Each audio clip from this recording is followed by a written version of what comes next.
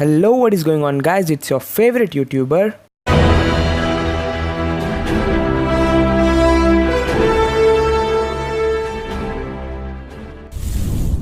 So today guys, I'm finally going to purchase the Rachel's summer training package and I'm going to get her to tier 2, building her up and testing her out against World Boss Ultimate Thanos.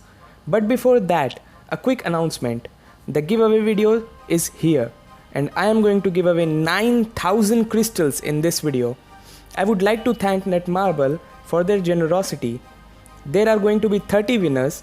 To participate, simply subscribe to the channel, hit that post notification to never miss an update, like the video and leave a comment down below.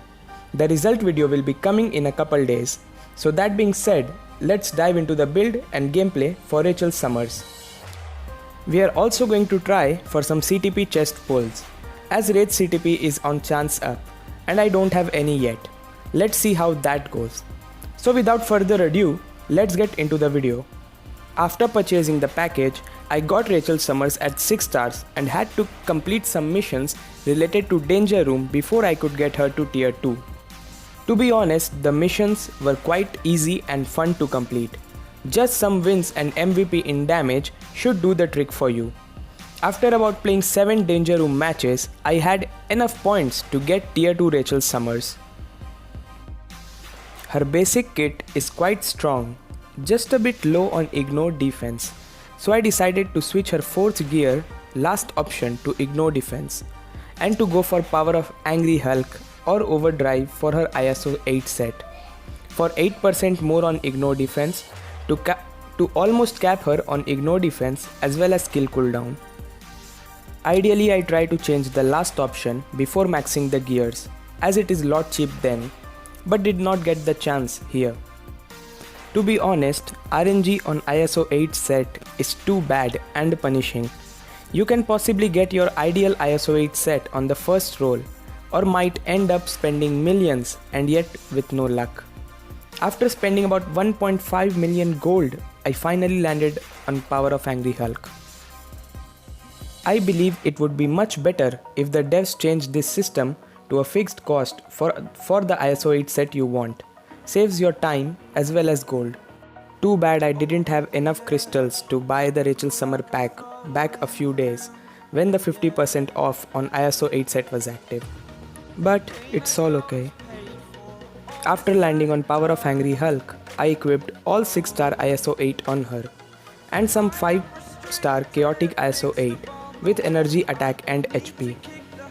Chaotic ISO 8 in my opinion is the hardest to come by, so better treasure them for the best of your characters. You can also build them by enhancing and combining from 1 star. I do that a lot. It is quite expensive, but Chaotic are the best ISO 8 available. I mostly upgrade all attack max HP, energy attack max HP or physical attack max HP ones.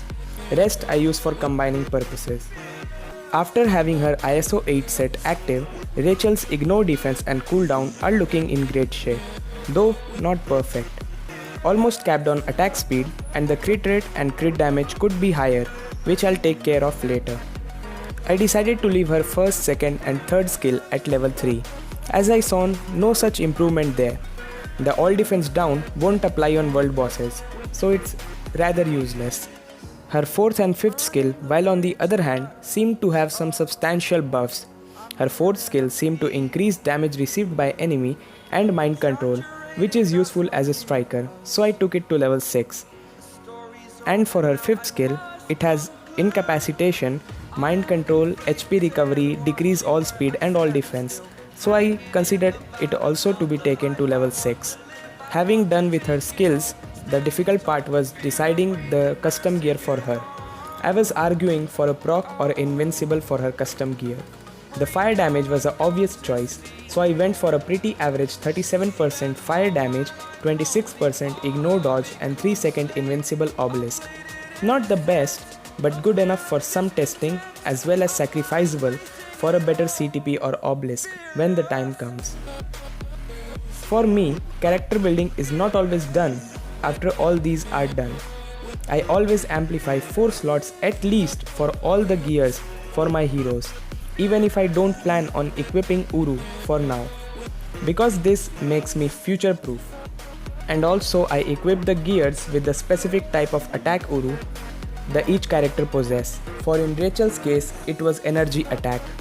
Here, the first 3 gears were quite rewarding and I got the 4 out of 5 slots amplified with a very little gold, but the last slot was punishable. All in all, I got all gears 4 slot amplified with just under a million gold, which is quite a bargain in my opinion. You see, RNG is a real thing in Marvel Future Fight. If it blesses you at one point, it will definitely punish you at the other. Equivalent exchange, they say. A few key points for you guys. While building a character, always keep a track at your card stats and the detail of your characters to know what your character is lacking. This is why Urus are for, to fill in the gaps, and always keep farming Urus. Run at least 10 Asgardian stages every day and keep combining Urus to at least 4 stars. Don't go for 5 star as it is very painful and hard luck. Here I equipped all Rachel's gears with 4 star energy attack Urus. I'll equip the rest when I'll get her to level 70, because getting her to level 70 will bring great changes in her stats through her gears. So this is my final build for Rachel for now, and let's test her out on World Boss Ultimate Thanos. As her all defense down does not apply to world bosses, Thanos is the ideal boss to test her abilities on, as after 10 bars, he gets immune to all debuff. I decided to go on stage 5 as I didn't know her true potential. Turns out she can do much higher on her own. My Nick Fury is not tier 2 yet, so his tier 2 passive won't be applying. I used him just for his lead, Shuri for her passive, and some all defense down and mind control strikers, while Rachel has mind control of her own. As my Rachel Summer does not have a damage proc now, the rotation can be used as 3 cancel 4 into 5, as 4 provides increased damage to bosses. Her raw damage as it seems is strong and heavy enough, so she is too close to Scarlet Witch and has some room for improvement. Her 4th and 5th skills are not iframes. Healing is very useful. The skill animation for one is very bright and beautiful. As for her survivability, she is very defensive and is equally strong on her offensive end as well. With a little to none practice, you can master her skills.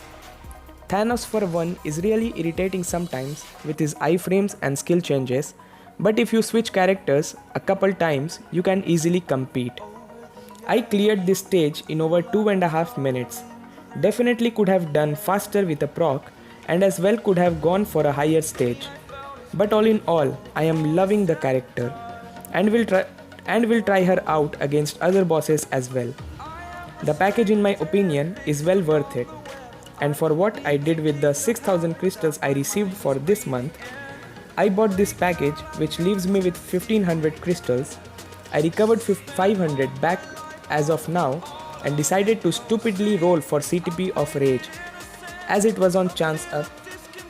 It was an adrenaline rush and I couldn't resist. Got nothing to show for it, lol. So that was it for today's video. If you enjoy the content, I hope to see you again later. The result video will be out in 2 days. I wish all of you all the very best. Do subscribe to the channel and become the part of more strong than ever #Hunt family.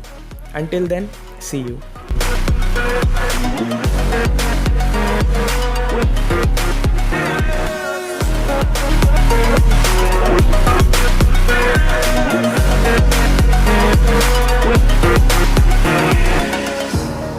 Burning the bridge that keeps us. I'm here and I'm feeling fearless. Exaggerated, that's what you assume.